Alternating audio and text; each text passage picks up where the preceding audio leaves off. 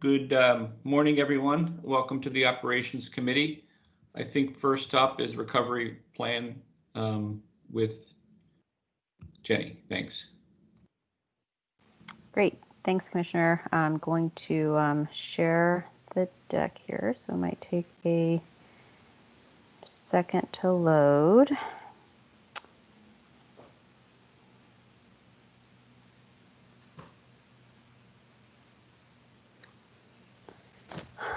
So we wanted to provide the commissioners an update on where we are in planning at the moment.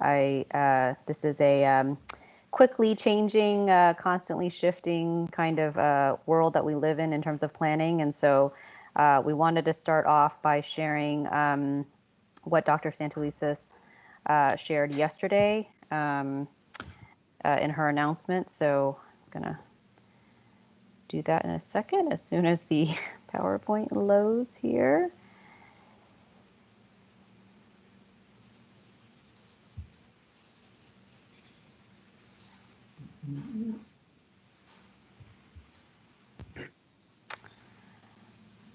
While it's loading, I will say that I think the announcement from Dr. Santelises yesterday was based on over 2-3 months of planning, getting feedback from staff and families and students through polls, town halls, surveys, as well as taking into consideration the current progression of the virus here in Baltimore and in Maryland. And so that all of those things contributed to the decision that Dr. Santelises announced yesterday to start the 2020-2021 school year virtually. I apologize. I don't know why this PowerPoint is taking so long to load. I think it's because it has some pictures in it.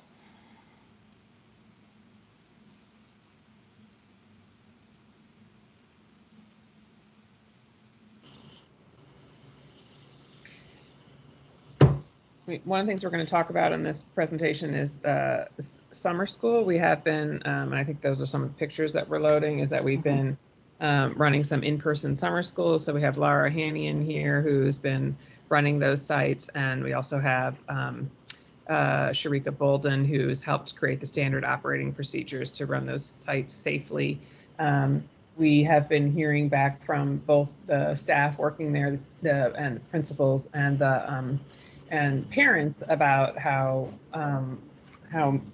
effective it's been to have their students in person for the summer experience. So that's one way we're really working hard to make sure that we're and we focus that program on students who really had not been served well by the virtual option, because we know there's a lot of students who the all virtual option has not been serving very well. So we're trying to figure out ways that we can do small group instruction for those students. So Jenny, it looks like it loaded now. Great. Apologies for that.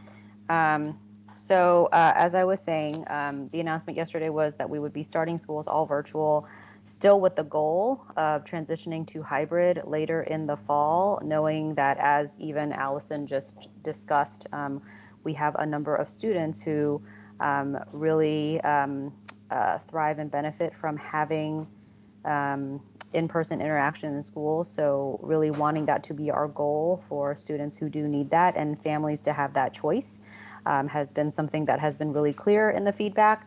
And so we want to make sure that we are able to honor that. And by starting the school year all virtually, it allows us to really focus right now on making sure that we're planning for really robust implementation of a high quality all virtual model. We have learned a lot from what we did in the spring. We want to make sure that we really build on that and have a robust virtual learning for all of our students starting this fall. So we're going to heavily focus on planning for that now. We want our school leaders as well as our school staff to really be focused on that as well over the course of the next 50 or so days until school starts. So that is one piece of wanting to start virtually. The second piece, as I said, was we still have this goal of transitioning to this hybrid learning model, and this allows us to have a little bit more time to really plan that out as well and be thoughtful, and also provides us with opportunities, as Allison just mentioned, which we'll talk about in a little bit around summer school, to have these kind of small tests and implementations of what it is going to be like to have in-person staff and students on site, so that we can make sure that we have all of the proper health and safety measures that we need to ensure that everyone feels safe and comfortable with being in person. Delaying that a little bit allows us to have more time to plan for that, as well as to have opportunities to try to work through that in smaller settings. And we also talked about yesterday, Dr. Santelises mentioned that this gives us an opportunity also to think about how we roll out, even as we start all virtual in September, to have opportunities for smaller groups of students coming in who have targeted needs that we can try and meet in person. It allows us to do that just like we are in summer school as well. So we will continue to work through that and have that ready for the start of the school year. We also want to make sure in our planning, when we transition to hybrid, that we provide opportunities for orientation and training for staff, families, and students to make that transition. So as we have these smaller implementations of in-person, we learn from that, and we also can use those as ways to orient staff and families to what that will look like. And then also, based on the recommendation from yesterday to start all virtually, we also have a proposal for a calendar change that we would bring to the board next week for a board vote. And so actually, we'll start at the top here, which is just an update on the planning timeline. So with this announcement about reopening schools virtually, our plan is still to present to the board next week at the board meeting our proposed reopening plan. We will then make sure we spend the month of August very focused on planning for virtual learning, while we at the same time continue to plan for that hybrid model that will come later in the fall. But the real focus in August, particularly for school-based staff and for principals, will be on virtual learning, so that we can make sure we have a really robust implementation of that at the start of school. In September, we would begin implementing that virtual model, and then again continue planning for hybrid, and at the same time have opportunities for small groups of students to return in order to start that transition. And then in the fall, later in the fall, hopefully by October, provide some next steps around the hybrid model. The bottom half of this slide shows the proposed calendar change that we would like the board to consider next week. So the change here is that we would be proposing that teachers and 10-month staff would return to work on August 26th, that between August 26th and September 4th, they would be have the opportunity for robust training and professional development for virtual learning that would start the first day of school, which would be September 8th for students. That is also when we would be doing orientations and trainings for families as well. On we've heard a lot of students and families wanting to have more hands-on training around using technology, the platforms we use. So we would provide opportunities for families and students to have those kinds of orientation and training sessions as school starts. And then later on in the fall, again, as we transition to the hybrid model, we would again provide professional development and training for staff and for families to transition into that hybrid model. Are there any questions about kind of that new, the announcement from yesterday and the proposed timeline? The rest of the few slides here at the end are, as Allison mentioned, about summer school. So we can provide a little bit of a glimpse into how that is going, which again connects very directly to our future rollout of the hybrid model, because we're learning a lot from the summer school implementation that will definitely inform us as we transition to the hybrid model later in the fall. Yeah, I have a question, Jenny. I've heard Sure. the term virtual academy used What is that?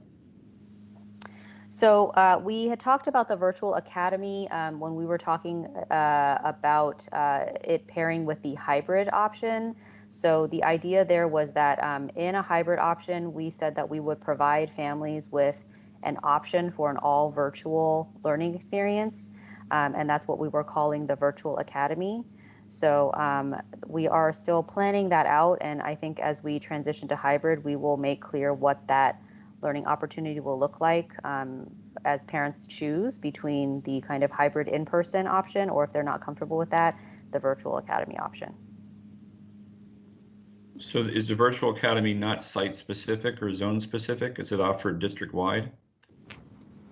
What we were looking at originally with that, it would be a district-wide offering for students with a range of options. I mean, the goal was to have options that are not available, potentially not available at school, at students' traditional schools. Hoping to have some more offerings there, things that we can't offer at individual schools, like maybe language offerings or more AP courses. So I think one of the things we're working through now is that now we're starting all virtual, and then we're going to transition to hybrid. Is like, what does that look like in that transition? Do we start with the all virtual academy, or do we transition to it with hybrid, given that we're students will all be in a virtual environment at the beginning, and so we're trying to figure out how do we make that transition for students who want to start all virtual and remain all virtual. How do we make that transition seamless? So Maria Navarro, who's the former chief academic officer from Montgomery County and our former deputy chief academic officer here, is helping advise us and really researching the various options to make sure that the curriculum that we select aligns with the curriculum we use. And it won't be the same as, but there's alignment so that we could make a seamless transition. The other thing it needs to be able to do is, even if when we have in-person options, we know there will be times that we may need to close down a cohort of schools, or there's also what happens on the B day. If we're doing an A-day, B-day option, there's what needs to happen on the B day. So we need the all virtual option to be able to provide content for those times when either students are completely home or on the B day. So those are the things that we're working on. Mm-hmm. Commissioner Roberts? Thank you, Commissioner Frank. I have a couple questions, Dr. Wu. My first one is in terms of the device and hotspot deployment. I know that the district is deploying devices and hotspots on a continuous basis. Do we have, I know we do, but the hard figures of students that still need to obtain devices and hotspots before the first day of school? Yeah. Do you want me to take that, Jenny? Sure. Yeah. So we do know that there are probably students who need either hotspots or devices, and we also know that the situation for that may be changing as this pandemic goes on, and people's employment situations may change, so that there may be families who initially thought they didn't need that level of support who may want it now. We are doing North Avenue is open twice a week, Tuesdays and Thursdays. It was originally 10 to 2, but we've now starting today expanded it from 10 to 6 for families who want to come pick up a device or a hotspot.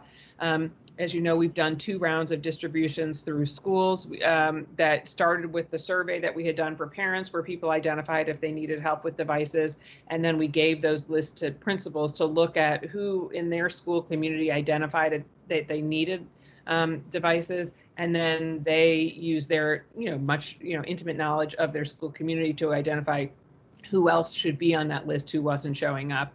And we reached out to those families in the first 2 rounds of distribution. We've also worked with the special ed office to try to reach out to special ed families.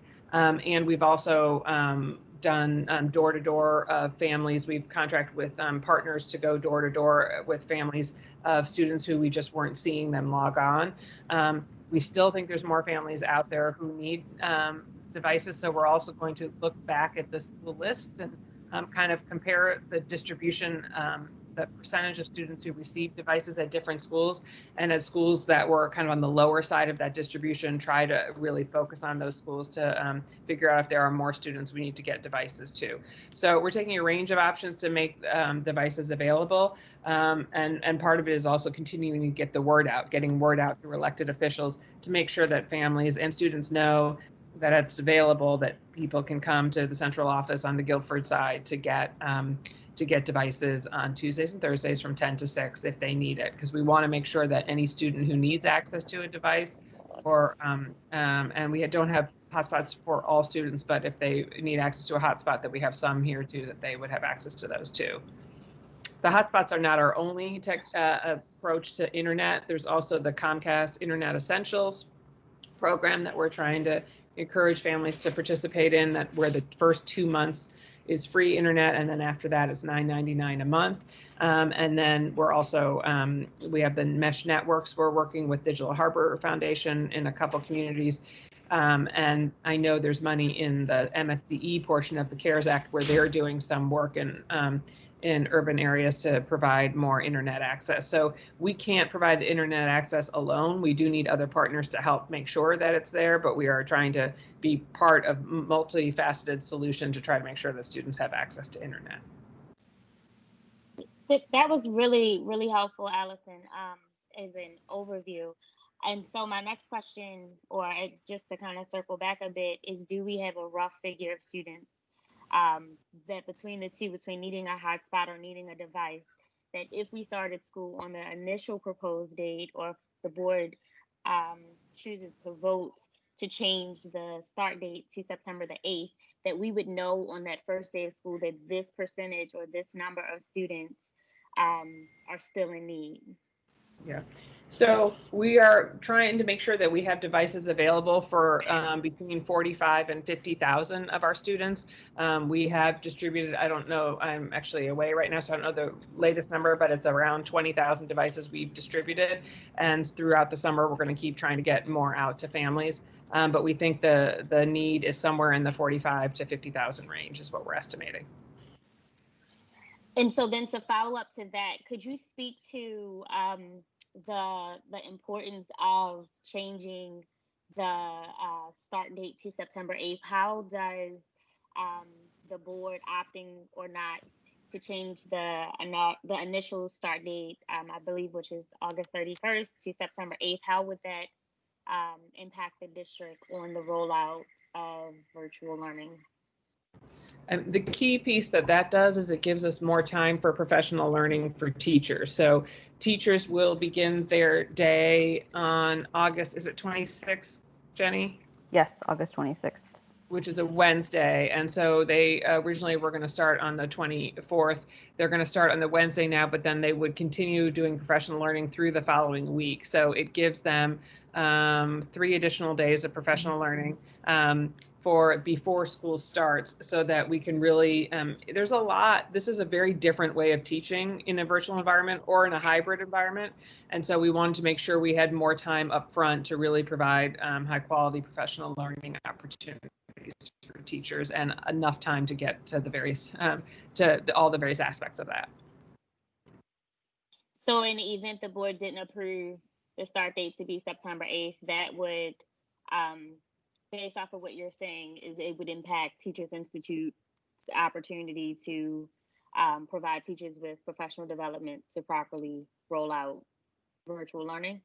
That's right. That we, we did professional learning at the end of the year last year, which was very well received from teachers. It had very high participation rates and very good responses and feedback in terms of in terms of the quality of it. And one thing we've heard a lot from teachers is they are very aware they want more. They want more professional learning about how to do this, how to be successful at this. And so that's why we really moved shifted the days around in the calendar next year to put them up front, so that teachers have them as we're starting this this new school year.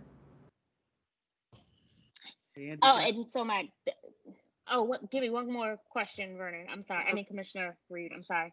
My next question is shifting gears a little bit, but it's around childcare and the efforts that the district is making to engage various stakeholders around rallying around especially essential workers that are caregivers or parents, because a lot of caregivers and parents are actually really apprehensive and anxious around what they're going to do for the fall with the virtual learning. So could you speak to that for me? Yes, we've been working with the Rec and Parks with Director Moore, talking to them about how we could align programming to see what types of opportunities Rec and Parks could offer in terms of childcare. So we're meeting with them regularly now to think that through. When we were in a all virtual, when we're in a hybrid environment, I think the idea is how could they align, or the conversations we've had is how could they align their programming to offer support to students on the days when they're not on the B days, the days when they're not in-person learning, and in an all virtual environment, are there ways that they can provide support to families who need to be at work while their students are accessing their learning from remotely. So we're working on that. We will also talk about bringing in other partners and trying to provide some way to, and I think you're right, there probably needs to be some prioritization of whether it's first responders or, folks who really have need for the childcare in order to get to work. Vernon? Thanks, Andy. Jenny and Allison, thank you very much. Hopefully I can just call you by your first name. I guess my reason to pause is not that I'm disappointed with you guys. It's just I'm disappointed with the whole construct in terms of technology. My hope would be that September 8th, that every kid had the technology they needed, both hotspots and Chromebooks. Looks like it's not going to happen. And I guess another thing you guys can educate me about, why is it so hard for Comcast or T-Mobile or Verizon, whoever the partners are, to help us get all the hotspots we need? That's my first point. And my second point is, in terms of, this is a tangent to what Chantel was talking about, how are we using our social workers and school psychologists to engage the families during this time? Because I heard about trauma needs, I heard about nutritional needs, that kind of thing. But I guess when we start on September 8th, my hope is that we have the most optimal and the best we can possibly give in terms of high quality virtual model that Jenny talked about. And I don't see that happening yet. So we are definitely, for any virtual options, we are making sure that, to your point, that social workers, that school psychologists, that community schools coordinators, there's a role for all the adults in the school to play in terms of really making sure we're engaging with our students in a number of ways to not just meet their academic needs, but also, to your point, meet their social, emotional, their mental health needs, to support them in a variety of ways. So that is, we, in our planning, that's going to be part of our recovery plan, is what is the role of those different positions to make sure that they're meeting student needs. Because you are right that one of our big worries, and why we do want to shift to a hybrid model, is that it is a challenge for students. The need is not just academic, and really meeting students' needs academically is hard in a virtual environment. It's also really hard to meet students' social development needs, their emotional needs, and their mental health needs. And so that's another reason why we really want to make sure that we can move towards a virtual, a hybrid environment where there are some opportunities for in-person experiences with some of those key staff. And on the technology, I really do feel like going forward, it would be, we are working a lot with the bigger companies and trying to get them to provide as much support as they can. I mean, going forward, I think, this is something that is a basic service that every family should have access to in Baltimore. And we're doing our part to create those partnerships and provide the internet access as much as we can. At the same time, I don't think we can be solely responsible for taking on ensuring that every citizen in Baltimore or every has access to internet. So we're working on as much as we can and developing those partnerships and creating a net of different services that people, we hope, can participate in. But we are looking, we are appreciating the help from the state and any help from the city and doing that as well. On the devices, I mean, I really do hope, I mean, it is our expectation that by the beginning of school year that any student who needs a device will have a device. We are going to get we have the devices available. We are, again, continuing to give them out every day. We are having good turn. If you show up at North Avenue, you'll see that there's a pretty steady flow of families coming in to get devices.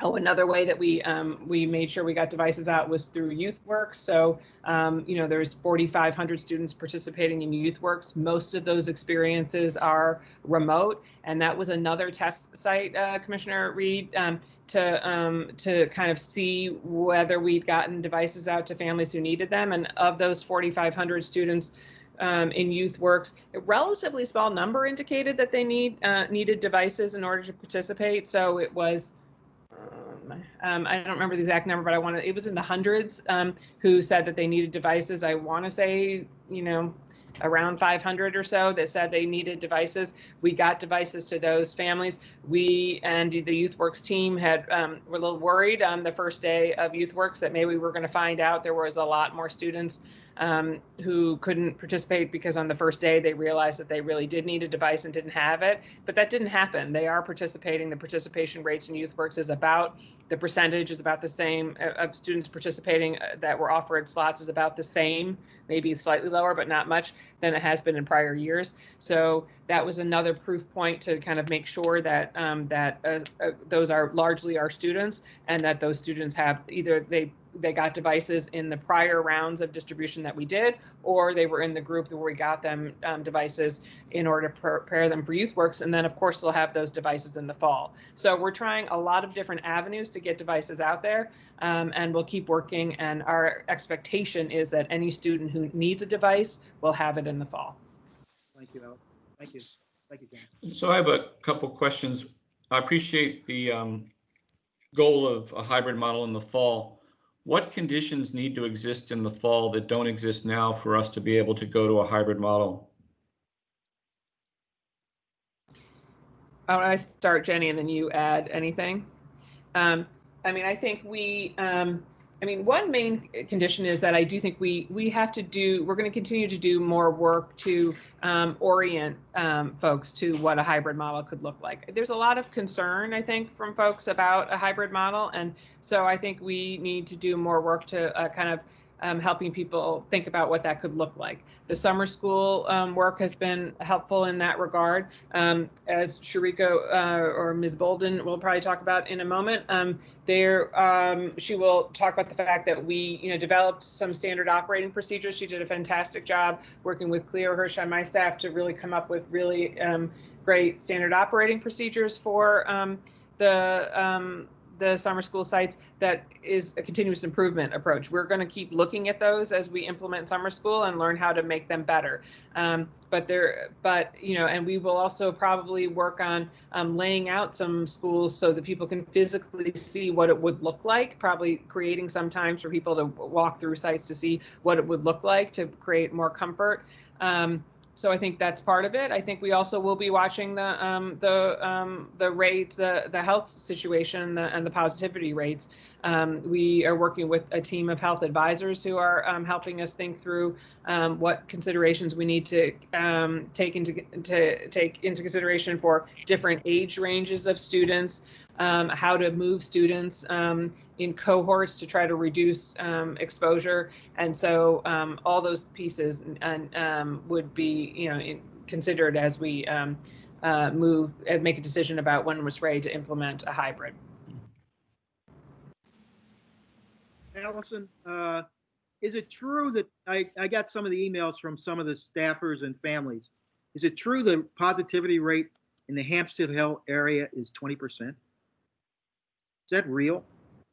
I have not heard that. I have not heard that. It's not, that is very different from what it is for the city. So I have not heard any positivity rate like that for the Hampstead Hill area. But Laura, have you seen anything like that in your conversations? Yeah, I had a couple emails with 21224. They said the positivity rate was like 20% in my emails I got. It wasn't from. Yeah, I haven't heard that. We're running a successful summer school site there. I think they're, and so Laura can give you any feedback about how that particular site is going. But I have not heard that number. That number is very different from the rest of the city, and so I think I don't know. We will look into it, Commissioner Reed. I've not heard any number like that.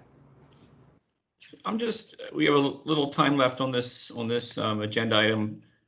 Jenny or Allison, I'm just sort of curious if you could just walk us through from a 50,000 foot level, what is the day like, the virtual day like for a typical student, and what time does it start? When does it end? How many subjects are covered? What is it like? So Commissioner Frank, we will actually have that laid out for you in next week's board presentation, where we are updating you on the recovery planning. We'll have a lot more details on kind of what the virtual schedule looks like, as well as the hybrid when we transition into that. Okay, great. And Andy, can I ask one quick question? Please, go ahead. This dovetails in your question. Ladies, what are your biggest worries, concerns heading into September 8th? With respect to virtual learning.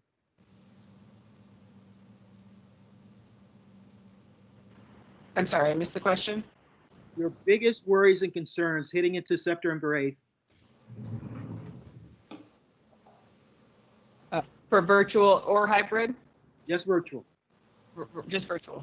Right. I think my biggest worries is about really making sure we're effectively engaging all of our students. Making sure that we're providing really high quality ways to engage with students, that there's opportunities where teachers and other adults in the school are regularly engaging with students on a daily basis, for high quality learning, synchronous learning, and that the other adults in the building are reaching out to students and connecting with them for, social, emotional, mental health supports, those kinds of things. So my biggest worry is that we do that really effectively. There were some students who we really didn't engage as well as we could have the virtual model didn't really work very well for them this spring. I mean, the spring is thrust upon us, and so teachers did an incredible job responding to that very quickly.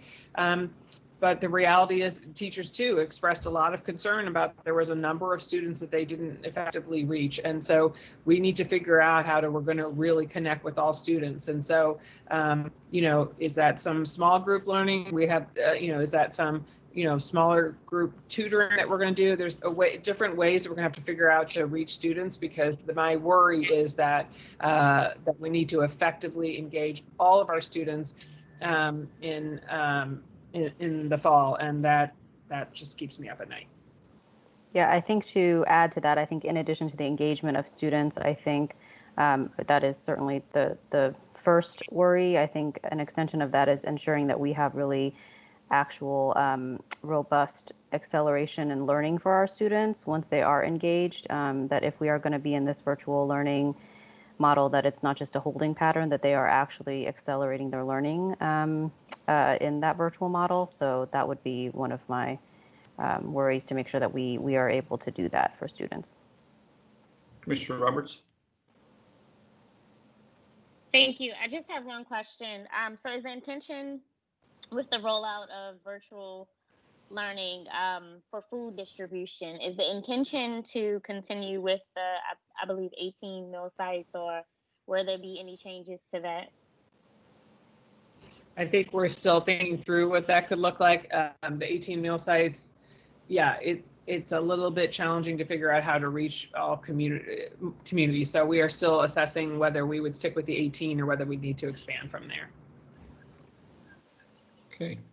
Any more questions? Thank you, Jenny and Allison, for great presentation. Commissioner Frank, we had a few slides on summer Oh, school. sorry, If you summer want to- learning.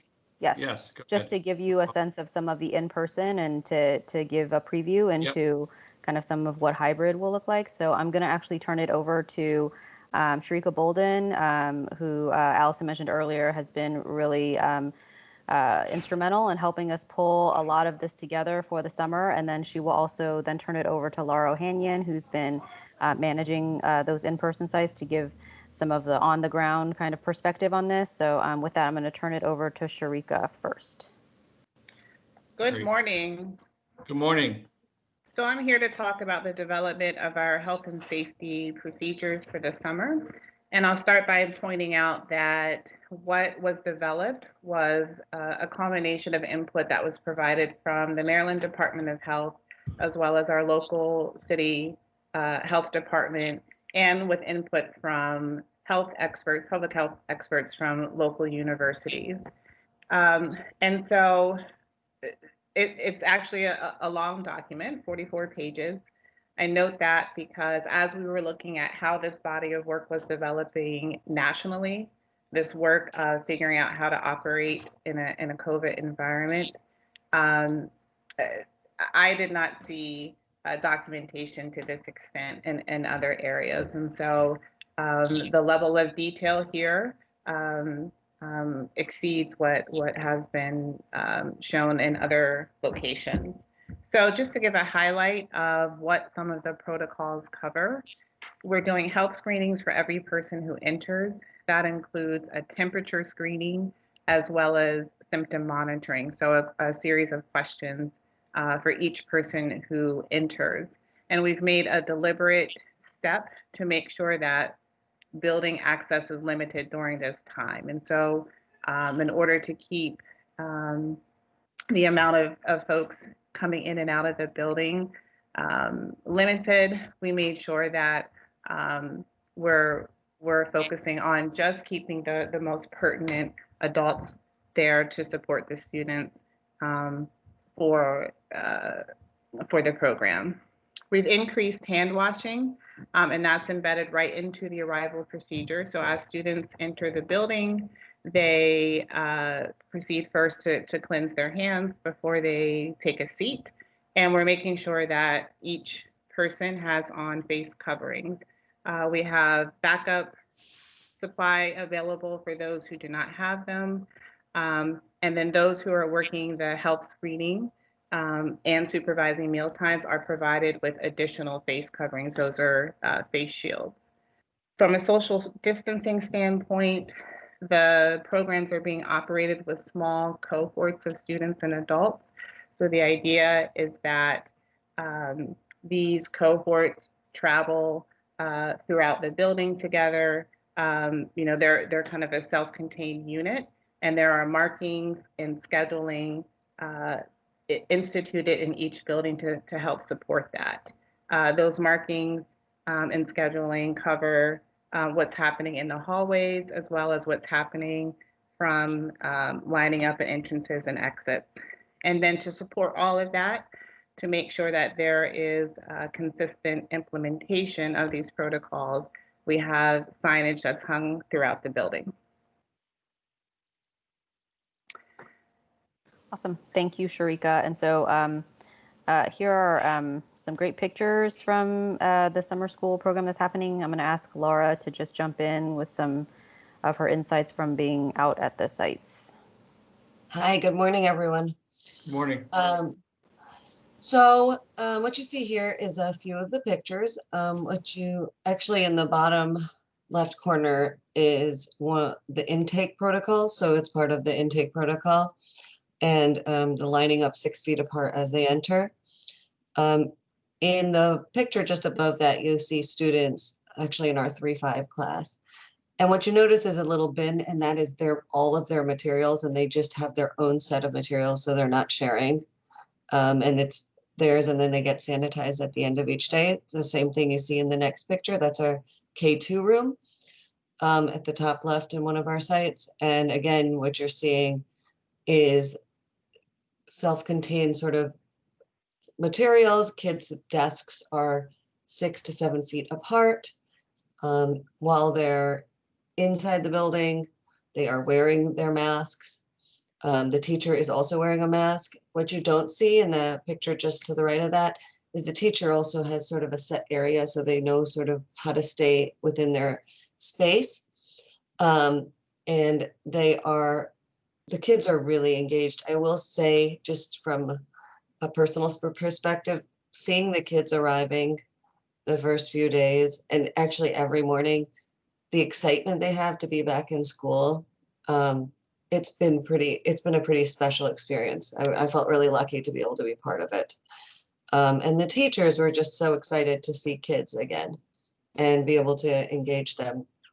On the top right, you'll see students, and you see the X's on the ground where they're spacing out during dismissal. And again, in the bottom right, that's one of our K2 rooms. The students have their own little materials and the teacher is up front, and they maintain the social distance during the classroom. So, and each morning when they come in, just as Shrika mentioned or Ms. Bolden mentioned, they do a health screening. The students know and expect it. They get a little sticker. So they look for each other to have their sticker. They get a little sticker at the end so they know they've been screened, and the adults wear a sticker too. So they know we've all been screened as we walked in. And we have regular routines around hand washing. So about every hour, we remind everyone we do a hand washing routine. We go outside pretty frequently, a little more frequently than we do during the school year. They can take a little break from their mask. They can move around a little bit more easily outside, and then we come back in. And as Shrika mentioned, they maintain their cohorts. So they stay within their cohorts. So when they go outside, they stay within their cohorts, and the students actually don't leave their classrooms. If we're switching from an ELA to a math teacher, those teachers are the only ones that do the switching. So that's basically what I have to provide. If you guys have any questions for us about the programming. I have a question. How many students and teachers participated in the program, and were there any reported cases of COVID from any of the students or teachers? So we have about 6 programs running, and they range in size. They range anywhere from like 2 to 3 teachers to I think our Fort Worthington site, which I manage, is one of the largest, which has like 7 teachers. Actually, it's 8, sorry, 8 teachers. We have not had any reported cases of COVID in any of our programs. How many students? That also ranges from about 25 to about our largest site at Hampstead Hill. I gotta check, but I think the last time I checked, he had about 80 kids, but that program's a little different. Most of the programs, the kids arrive, they stay the whole time, and then they leave. In Hampstead Hill, they rotate out every hour. So it's a few kids per hour. So a few hundred, a couple hundred to a few hundred? Yeah, that's right. Commissioner Frank, this is Christian. I just forwarded you the summer school information. Okay, good. Okay, thank you. Mm-hmm. So just to close out, we just wanted to share the in-person summer school as an example of something that we are utilizing to continuously improve upon as we plan for hybrid in the fall.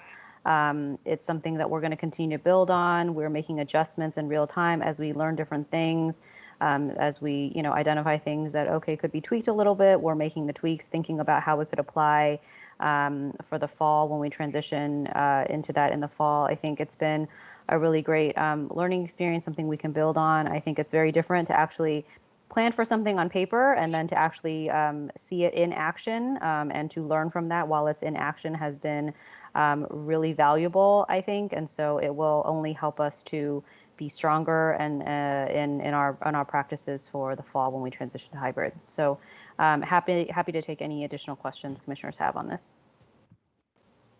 Any other questions? I'm fine, thank you. Again, thank you, Jenny, and the team for a great presentation. Thank you very much. Okay, so up next we have district design standards. Yes, hi. So this is Cindy Smith. I'm the Director of Design and Construction for Facilities, and I'm going to go ahead and, oh, hang on. Let's share this now.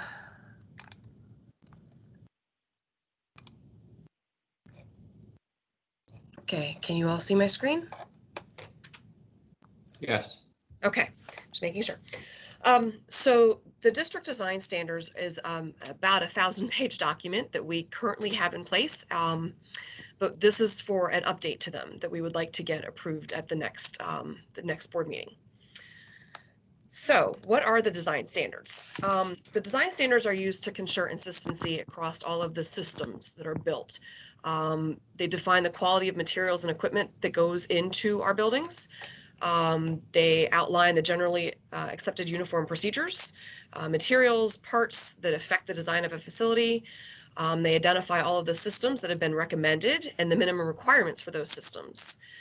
And they're used in the generation of the design documents. And by design documents, I'm talking about like the design drawings and the specifications, the construction specifications that are used for all project construction. So before I get into some of the details about them, I want to explain, because there's we throw around a lot of different design standards, ed specs, construction specs, and I want to make sure that everybody knows what the different things are that we use. So the design standards are used to create design and construction documents. They're not part of the construction contract, however. They're used as a background to create those design documents. They are the standard for the entire district for all projects. And if they are too detailed, they can hinder innovative designs. We want to be specific about the kinds of materials and manufacturers and things we want, but we don't want to be so specific that we actually hinder any innovation and any creativity in the design. Ed specs are different from design standards because they actually describe the educational goals as well as the features of a learning environment. So unlike, say, design standards where it describes the HVAC system, the ed specs say the size of a room. They contain the general guidelines, options, and considerations for each school level plan. So for ed specs, we have, for example, pre-K to 5, pre-K to 8, 6 to 12, 9 to 12. So they're grade level plans. And then they're customized for each school. So each school has a specific ed spec. And they are not used for all projects. So we don't use ed specs for things like HVAC upgrades or elevator renovations because they're not an educational, it's not an educational space that we're upgrading when we're doing one of those versus the design standards, which are used for everything. And then finally, construction specs are actually the specific detailed requirements for all the materials, the components, the installation, and quality that go above and beyond design standards, but only have the elements that are relative to that particular project. So if it's an elevator project, you're not going to have an HVAC section, for example. So whereas the design standards are general about every system that goes into a building, construction specs will be thousands of pages long also, but they're going to be thousands of pages specifically pertaining to that particular project. They're also part of a construction contract. So for when you have a construction project for an elevator, for example, again, you have the design drawings and you have construction specs. And both of those two things are part of the construction contract that the contractor is obligated to build. Construction specs, again, are customized for each project and literally can never contain enough information. The more information in construction specs you can have, the better. So you want those to be as detailed as possible. So in regards to the development of the design standards, we've actually had design standards for the district since February of 2015. We issued design standards back then as we were starting basically the 21st Century's projects. In November of 2015, we actually issued an addendum, number 1. In June of 2017, we actually issued addendum number 2. And then we've been collecting feedback since then. As we've learned and as we've completed the first of the 21st Century projects, we've learned lessons. And, you know, something about sometimes the materials, about the manufacturers that we have listed. So we've been collecting all of that. In September, we actually put all of that into an update and we issued a draft. Then we collected feedback after that from September until May. And then we are finalizing the draft right now, just waiting on the board approval for an updated design standard. So the important thing to note, though, back in February of 2015, we did not have board approval for these. They're district-wide design standards. The systems change It's something, it's a fluid document. It's not something that is like once we lock it in, it's locked in forever. But we've learned that part of this process is it's better to have a formal process to have a board approved document so we can ensure consistency across schools. If we do have the standard and it's approved, this will be used for all capital construction, whether it's 21st century, whether it's schools that we're doing under capital like Holliburg and Graceland, an elevator project, an HVAC project, everything would fall under these design standards. So during that review period, we've actually been collecting input from a variety of sources. We want to make sure that our systems and materials that we're indicating the design standards are what we want to see, what we can maintain, what we can sustain, what food nutrition wants, what school staff wants. So we've had input from maintenance and operations, school staff, 21st century. We've had, since the draft went out in September, we've had a variety of comments received from all of these people and have incorporated all of that into our new design standards. So just briefly, elements of design standards. So these are broad elements. Like I said, they're about 1,000 pages long, so they go into a lot of detail. But you know, concrete, metals, masonry, wood, roofing, the kind of roofing we want to see on our buildings, the kinds of windows, exterior improvements like what the exterior finishes should be. Built-in furnishing, so we refer to it as casework as the terminology, but like the cabinets you actually see in this picture here in a science lab in Graceland, built-in furnishings. The design standards also include things like HVAC equipment, plumbing equipment, electrical, security systems, water filtration systems, and other things that fall under specialty equipment. Elevators fall under specialty equipment. All the kinds of things you see go into a building would be in the design standards. So just to try to kind of demonstrate again the difference between the three and why these are important. For an ed spec, so this is the classroom. This is a classroom in Graceland. For an ed spec would actually tell you what the use of this space is. So it could be a 3rd grade classroom. The size of the room, 900 square feet. If any special flooring is required or if the standard BBT flooring is acceptable, and the amount in linear footage of casework that should be installed. The construction spec will tell you the type and the manufacturer of the flooring and how to install it. The type and material and construction of the casework and how to install it. Our design standards, though, and what we want to do is have the type and approved manufacturers of flooring. We wouldn't go into the depth of how to install it in the design standard, and we wouldn't then, it would be for whatever flooring we put in. So whether it's this kind of flooring or a different kind of flooring, it would be the type and approved manufacturers of the flooring. And the material required for the casework, not the length necessarily, because that comes from the ed spec. So that's kind of the differences in how they all apply to the same space. For another space example, again, I'm showing a lot of pictures of Graceland. This is the new gym at Graceland. So in an ed spec, it would be that this is a gym, the size of the gym, that it needs wood flooring, and that there should be the lines for the courts. The construction spec would tell you the type and manufacturer of the flooring, and then again, how to install it. The layout for the lines on the floor, the type and manufacturer of the basketball hoops, for example, and how to install the basketball hoops. But our design standard that we're talking about right now would tell you just the type and approved manufacturers of the flooring. The kind of flooring that went in there would be in the ed spec, and how to install it would be in the construction spec. It would tell you what sports lines are required, but it wouldn't lay them out. And it, for example, would tell you the type of basketball hoops that we want ones with removable rims, for example. Wouldn't tell you how to install them, but it would go into what type we want. So Cindy? Yes. In this example, we're talking about the design standards only, that yes. The construction specifications are specific to the site, but yes. The design standards across all 21st century schools?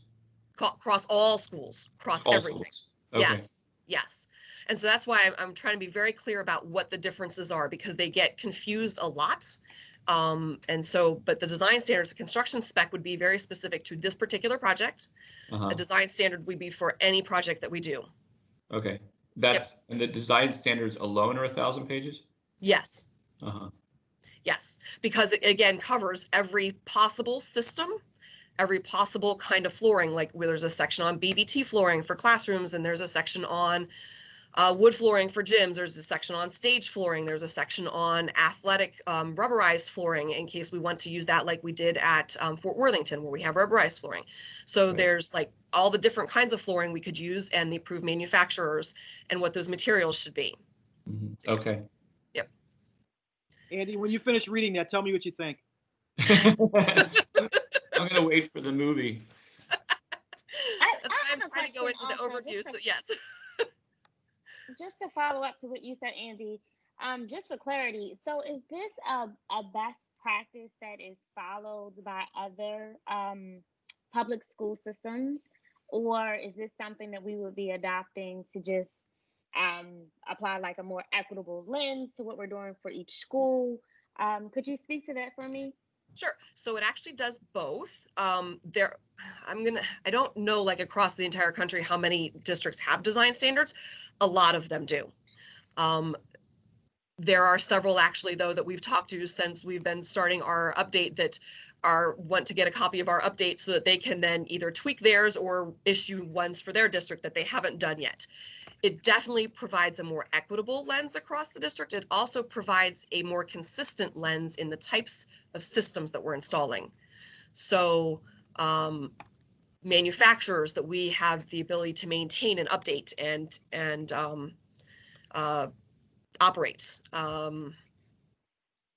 I'm trying to think, like HVAC systems are a good one for that, is, you know, the types of manufacturers. I'm sorry, my phone is ringing in the background and it doesn't mute. The types of the types of systems, you know, whether it's VRF or whether it's a boiler system, all of those systems are spelled out, but with the requirements as far as they need to have these kinds of set points and these kind of manufacturers are the ones we do. And if you want to be considered an equal, how to do that is all in the design standard. So it definitely is a more equitable lens.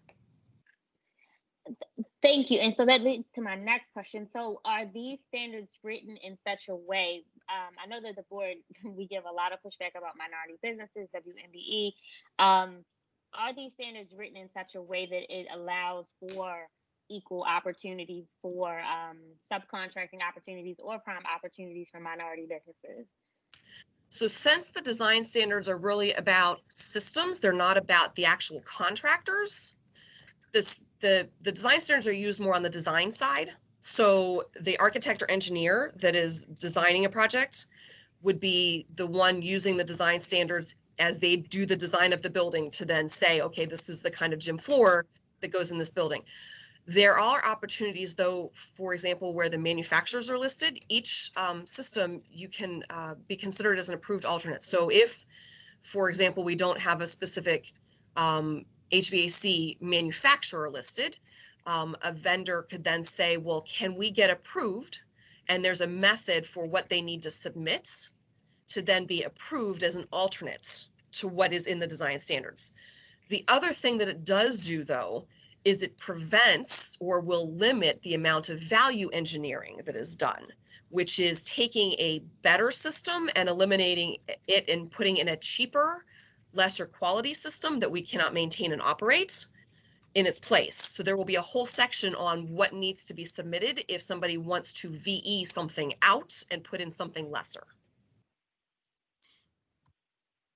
I think that answers my question. Essentially, what I was getting to is an understanding systems and how we write the standard or the criterion or to essentially update the standard. That to negate the opportunity that they are written in such a way that it would, as an unintended consequence, make the opportunity for minority businesses a lot harder. So since it's a vendor, since they can submit as an approved equal or an approved alternate, it shouldn't make it any harder. The standards that we have in there are based on the feedback that we've got and things that we can maintain and operate. So, I mean, that's where they've come from. It hasn't certainly been in any intention at all to make things more difficult for other vendors. But what it has done is try to make things so that we don't get lesser quality of things going into the buildings that we can't operate. Well, like we don't want to, for example, put in a brand new AC system and have somebody have substituted something else and then not be able to operate it. On Commissioner That's- Roberts, That's why. Absolutely. on Commissioner Yeah. Roberts' point, when you solicited feedback for this from May to July, and I know you're planning on submitting this to the 28th, Yes. did you or could you solicit feedback to the proposed changes to the contracting community itself, including the minority contracting community, or have you done that? We've received comments from the schools. The design standards aren't typically used by contractors. I think that's what I'm trying to get across. They're used by the architects and engineers.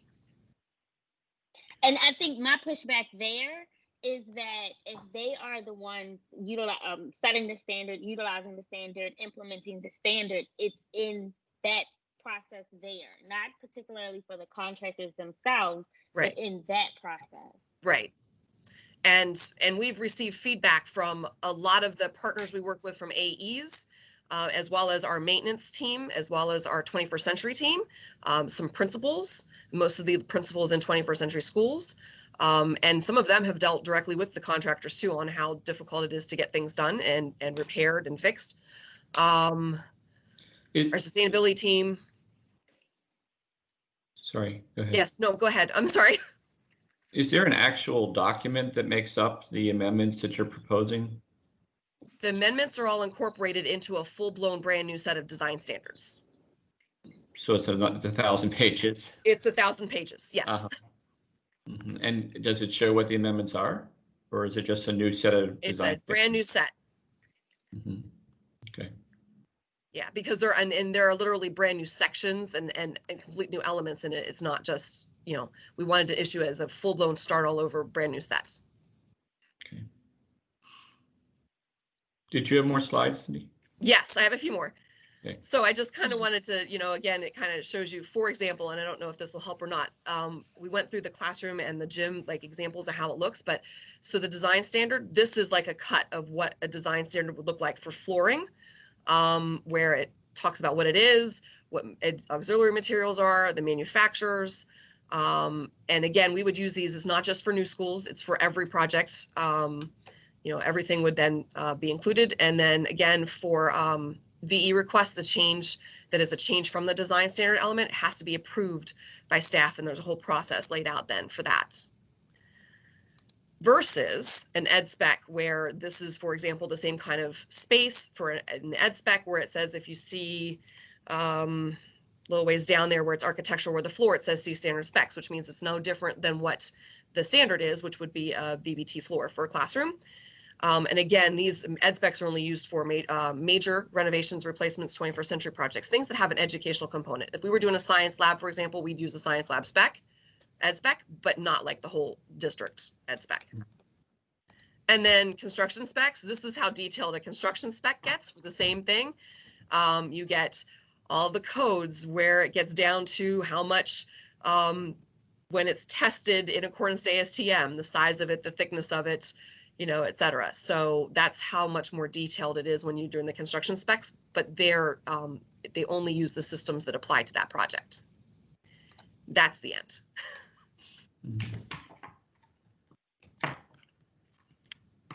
Questions? Any other questions? I have a question that's not directly related to your presentation, but while you're here. Okay. Should I close out? Should I unshare then? Let me do that. That's fine. Can you talk about why the school board, school district hasn't pursued solar on the roofs of our 21st century schools, and why not if we don't plan to? So there is a section and we've actually beefed up the design standard section on solar. I can't speak to it for the 21st century projects because I'm not the one that makes the decisions for the 21st century projects and why certain things are chosen for those or not. I can say that we beefed up the information in the design standards for solar to make it so that you have to at least consider it and what kind of those considerations need to be. I mean, as you know, for capital construction, we've got a huge solar, solar projects going on in Graceland and Holabird right now. But I can't speak to why they aren't in 21st century. But the design standards moving forward for 21st century schools has an enhanced section on solar? Yes, there is an enhanced section on solar in the design standards. Mm-hmm. Okay. All projects should at least be considering it and based on that section. Mm-hmm. And I'm curious if you could name one or two things that, one or two lessons learned from the first couple of buildings to where we are today, where you're like, oh, aha, this is what we should do differently. So, well, I would say the HVAC system has definitely been one. We've beefed up the controls system in particular, and how we oversee the controls and how that control system ties back, because we have not necessarily had the most control over some of our HVAC systems in the new buildings. The paint specification, interestingly enough, was one that we received a lot of feedback on.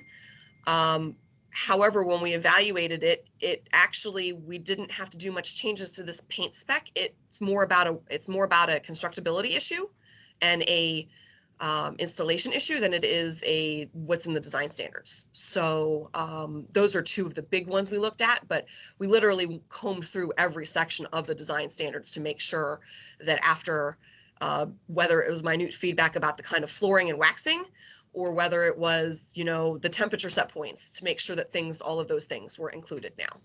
Okay. Any other questions? Great, thanks. Thank you. Christian, help me out here. We've public comment. Anybody sign up?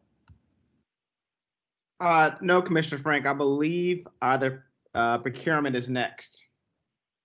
Okay, that's what I wasn't clear about, because it says, all right, I didn't see that on the agenda, but yes, let's do a procurement. Okay, good morning, everyone. This is Joe Vogel. I'm the interim director of procurement. There are 7 items on the agenda today. First item is a contract with Verizon. It provides local telephone services and includes approximately 1,153 Centrix phone lines, as well as 697 POTS lines. And POTS stands for plain old telephone service. For telephone and fax communication, as well as fire and security alarm connectivity. Total estimated contract amount is $1 million. Term of the contract is August 1st of 2020 through June 30th of 2022. It says 21 on the sheet. Sorry, it certainly does. I apologize for that. My eyes aren't working today. The next item is a competitively solicited contract with Colossal Contractors and Tito Contractors to provide gymnasium renovation and repair services. The estimated total contract amount is $5 million, and the contract term is July 29 of 2020 through July 28 of 2023, with 1 2-year renewal. The MBE goals for this are set at 27% MBE and 10% WBE. Next item is a competitively solicited contract with Nichols Contracting in a total amount of $683,480, and it provides elevator renovation services at Harlem Park. The MBE goal on this is set at 23%, with sub-goals of 7% African American and 4% Asian American. Next item is a competitively solicited contract with Tito Contractors in the amount of $709,326, and it provides media center renovation services at Falstaff. The MBE goal for this is 31%, with sub-goals of 7% African American and 4% Asian American. Next item is a competitively solicited contract with Chilmar Corporation in an amount of $393,548, and it provides elevator renovation services at Northern. The MBE goal was set at 24%, with sub-goals of 7% African American and 4% Asian American. Next item is a competitively solicited contract with J.F. Fisher in a total amount of $1,646,700. Contract provides boiler installation and replacement construction services at Harlem Park. The MBE goal here is 19%, with sub-goals of 7% African American and 4% Asian American. The last item is a competitively solicited piggyback contract through Mid-Atlantic Purchasing Team. It was awarded to WB Mason, and it provides general supplies such as not just office supplies, but we've been buying an awful lot of COVID-19 personal protection equipment. They seem to have an extremely well available supply of those products.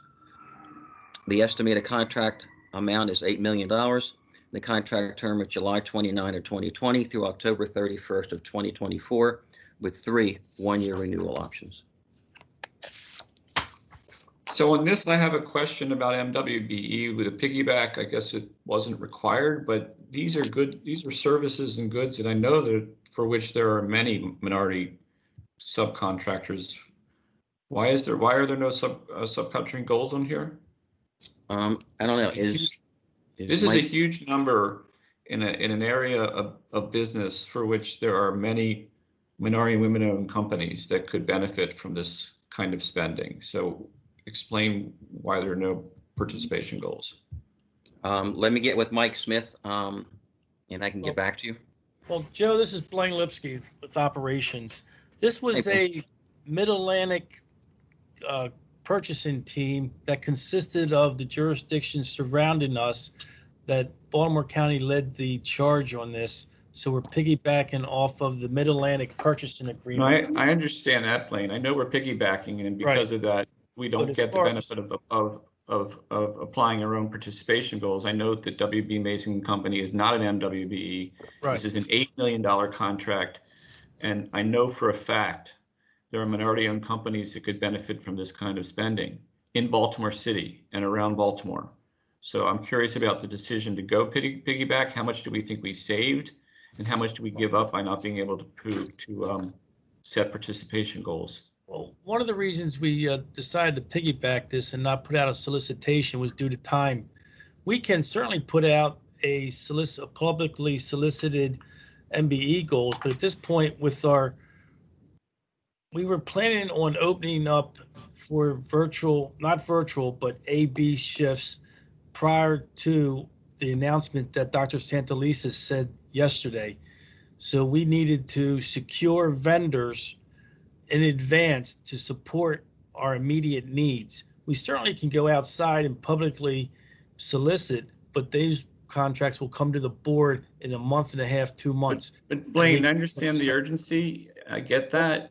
We're talking about a month away, but this contract term is July 2020 to July 2024 to October 2024. It's almost a 4-year contract with 3 one-year renewals.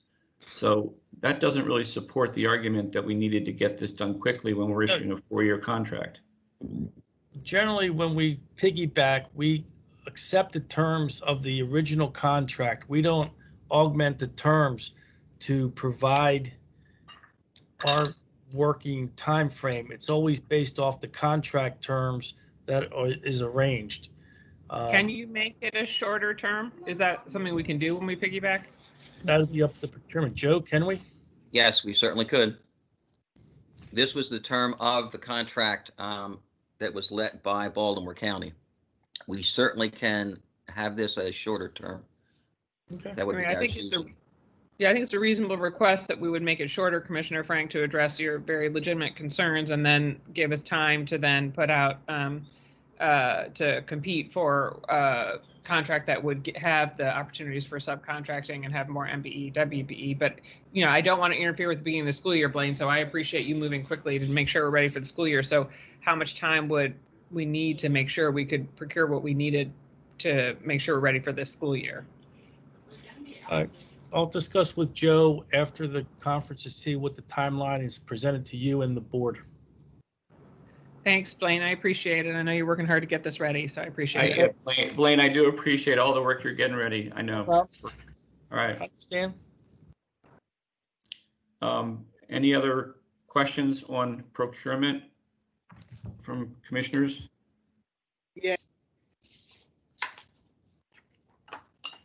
Vernon, you're muted. Oh, yeah. You're muted. I'm muted again. Okay. I guess I'm just looking at the procurement for Harlem Park. They need a new elevator, And they also need, what else did they need? They needed an elevator Boiler. and a boiler. So what's happening? What's so unique in that building that they need so much and so costly? Are they refitting the whole building, or? So the elevator would be for ADA. The elevator hasn't actually worked in several years at this point. And the boiler, again, if, for us to be able to have heat, of course, our timeline is always, to have heat for October 15th. So for us to be able to have heat, we needed to be able to fix the boiler in there. That is $15 million HVAC money that came from that. The boiler project is at least through the funds from the state for after that one winter we had where we had all of the heating issues.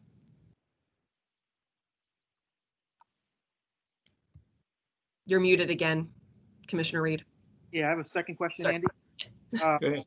I guess my other question is, we're looking at going from virtual to hybrid. I guess in moving from virtual to hybrid, what are our expectations in terms of, because money's pretty finite. What are we and you got the HEROES plan, you got the CARES package. But say we don't get HEROES, we don't get CARES. How is the city system set up in terms of the school system to pay for all the necessary and required needs for a reopening? I'm sorry, how are you cut out a couple times? How are we set to pay for? I mean, CARES money we may get, HEROES money we're still looking at. If we go from virtual to hybrid, are we set up financially to pay for that stuff? Yeah, so it's a very legitimate question. We are putting as much as we can on CARES. Most of our device purchases so far have been on CARES. A lot of our food expenses went on CARES. We're also putting some expenses on FEMA, so we can do reimbursements on FEMA. So we're trying to take advantage of any. There was also the city council funds that helped to pay for devices. So we are doing what we can to put things on those grants, and hope to goodness that the HEROES Act passes. Because you're right, the long-term expenses of these other things, like the things like the accommodations in buildings, like desk shields and those kinds of things, add up, and we don't really have identified source for them. So we are, doing everything. We are continuing to do projections to make sure we have a sense of where we are. But you are right. In the immediate term, so far we have escaped significant cuts. But we know the Kerwin bill did not pass. It would require a veto override to even be put into law, and then even then it has a trigger that means it does not take effect. If the financial situation of Maryland is bad, there are additional cuts planned beyond that. So the longer term picture is what we're really worried about, and particularly in FY22, the concern is that when we hope to really be returning to much more kind of normal schooling, we know we'll have work to do with students to catch them up to speed, and so that's going to take investment at a time at the budget year when we're going to have real problems. So I share what you're raising as a concern. We are trying to really make sure we're being thoughtful about the long-term planning and identifying expenses we don't need now that we can reduce to try to plan for the future. We're coming back to you with the finance team is coming back to the board with projections for going forward, because this is something we really need to be able to know where we are. All your questions are the right questions, and it's something we worry about too. And I look at this committee, I mean, Andy can correct me and point me in the right direction, but I look at this committee as probably being the tip of the spear in terms of procurement, spending, and the pro forma numbers. So the sooner we see these numbers, the better we can help the full board. Andy, correct me if I'm wrong. I agree. This is a committee through which that kind of information should flow. Yeah, no, I agree, and we are working on getting them to you as soon as we can. There's just a fair number. We're we will get them to you as soon as you can. Like I said, we're being very cautious about what we spend money on and trying to make sure we're spending it on existing expenses, and being very careful about any new expenses and existing expenses that we shouldn't be making anymore. You know, the way we were doing school before is very different now. So there are things we are not doing that we've gone through a careful process to try to reduce those contracts and either change or reduce them. So we're looking at it very carefully, but the long-term prognosis is something we're worried about. That raises another thing, Allison. I'm sorry, but it raises another thing. I mean, you and Jenny tend to be the strategic point people for the board and for the CEO's office. Is there some way that you guys can articulate for us what you see as the new normal? I mean, I know it's hard, but if it's going to come from somewhere, it's going to come from you and Jenny. So is there some way we could see, you know, it doesn't have to be a white paper. It could just be one page in terms of things that are going to be different and how do we get it done? So you're not asking me right now. You're asking us to develop that? Yeah, just think about it. I mean, like I said, it's back to the envelope. It doesn't have to be written in stone, but it's something to give this committee and the board something to think about in terms of helping you help the system. So you're talking about expenses, new normal, or you're talking about what it feels like for a student or staffing? Sure, in terms of what it takes to run the system. Yeah. So I think that would be part of the financial projections we're putting together. Another thought coming out of my head. I mean, because you talked earlier about the whole thing about we need social scientists too. We need the psychologists. We need the social workers. That's big. We need tutors. That's big. So it's a lot of things we're going to need in that new normal. Yeah. I did leave out there is the tutoring grant. We did just get a tutoring grant. So that is, some of the money is on there. So we are, you know, making use of any of the grants that are available to us. And so there's another 25 million total in grant funds for tutoring, 5 million of which goes to charter schools or private schools. But anyway, so we were making use of that for some of the tutoring expenses. But you're right. I mean, the virtual academy has expenses. There are a lot of expenses that are not traditional expenses. And so what we're doing is we're having the finance department is for each of these committees, the 16 committees that's developing plans in each of the areas, from operations to transportation to food and nutrition and social and emotional. They're all supposed to be developing their financial requests, and those purchase requests are going through a process that the new CFO is developing to review them to make sure they're aligned. Because the other thing I do worry about is we need to make sure we are finding the sweet spot between ordering the things when they're needed. So to Blaine's point earlier, the reason he went with that piggyback contract is because we need to be ready for the school year. There is no excuse not to be ready for the school year. So we need to purchase the things that we need in time to be ready for the school year. On the other hand, we also need to make sure those purchases are aligned with our priorities. And our priorities and our plan is changing as the situation changes. So we need a way that on a regular basis, we have a committee of folks who are going through and looking at the planned acquisitions and to make sure they are really aligned with the current plan and that they're in the right number and scope, and that we're also eliminating other expenses. So I can also kind of lay out for you what that process is looking like, as well as kind of what we're delineating as what are the key expenses that we see, which of them are on which grants. So would that be helpful? Yes, and Andy also pointed out something earlier. Because we're moving to this new normal and everything's fluid, maybe we shouldn't have 4-year contracts for the time being. I mean, I'm just throwing it out there. Yeah. So I don't know if Joe is still on. I mean, I think it's a good question for ones where, where there are, where the situation may be changing rapidly. Yeah, make them a little shorter so we can be a little more nimble in changing them as the conditions change. So that's a good flag. And Joe, are you still here? Yes, we can look at that. All of these board letters do go through the procurement review committee. So that would be one. Another question we could be looking at as we look at these board letters is for the duration now, considering, we don't know what's going to be tomorrow. Yeah, So I think yes, we that's, can be looked at, yeah. I think it's a good flag because I think, I mean, that's what, and you know, it is a little bit tricky to try to do it to like both not like gum up the works so that, you know, we have so many like check throughs that people can't get the things they need for the fall because everybody is working at such a pace right now that it is hard to get people's attention to decisions.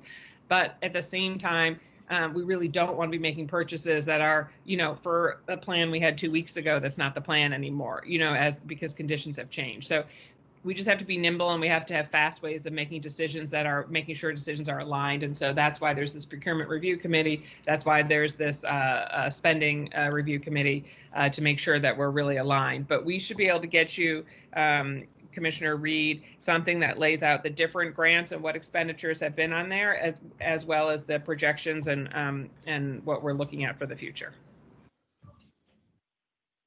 Okay. Thank you for asking the question and thanks for pushing on something that's important. Okay, Christian? The final piece is just any questions on the written update. Okay. I know Commissioner McFadden had a question. Yeah, I was just pulling it up. Commissioner McFadden's question, in regards to the annual staff survey report, what programs and potential policy enhancements are the district planning in response to the survey data? In future annual surveys, is there a way to incorporate questions that focus on strengths, growth areas regarding technology use, accessibility, and remote work learning effectiveness?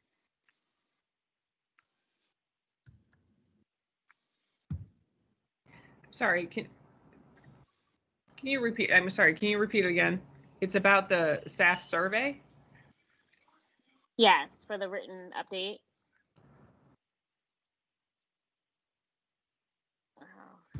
I don't think Can I you can read that again?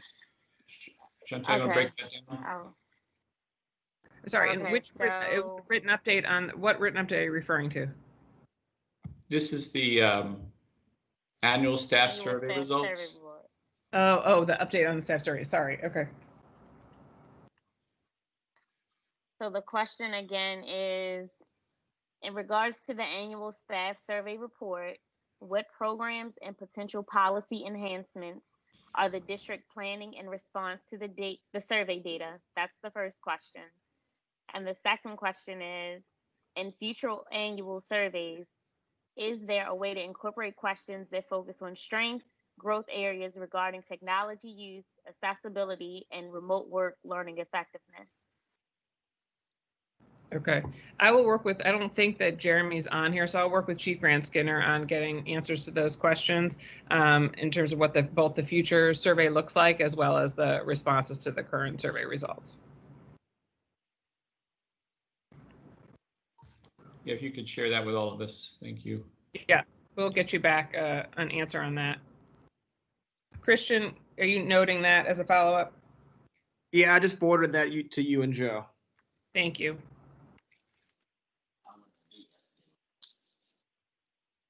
And Commissioner Frank, no one signed up for public comment, so unless there's any other questions. And we have to log off and log back on for the vote? Yes, did hop over. Okay. Yeah. Great. Thank you, everybody. Thank you, Allison. Thank you, everybody. Thank you. Thanks, everybody. Catch you later.